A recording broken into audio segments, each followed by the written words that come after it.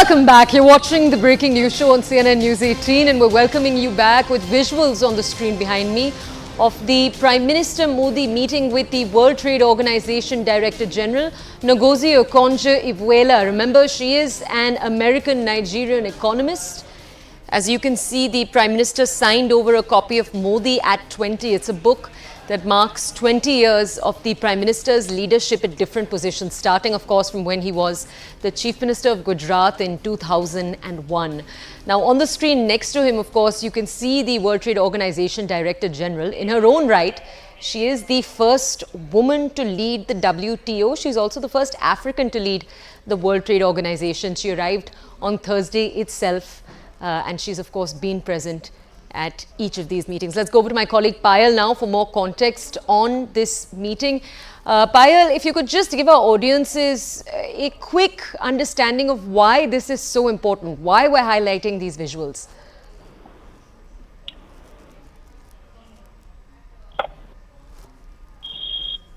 Payal, are you able to hear us? All right, we'll look to re-establish that connection with my colleague Payal. In the meanwhile, we'll tell you more about Ngozi-Iweala. Remember, she arrived, as we told you a little while earlier, on Thursday itself. Union Minister Piyush Goyal had at the time gone to welcome her at the airport. Remember, the World Trade Organization is one of several important economic organizations that send their functionaries to the G20, because remember, primarily the G20 is seen as the economic steering fulcrum of the world. It represents 80% of the world's GDP and 75% of the world's trade, 60% of its population. And these are all numbers, keep in mind, before the addition of the African Union. Those numbers have only increased, have only gotten better since that has taken place. Let's go over to my colleague Payal to understand more. Payal, we were asking you a little while earlier, could you tell our audiences what the significance of these visuals is? It's an extremely significant visual, given the fact that India has often spoken about the South development. It's spoken about a stronger South as well.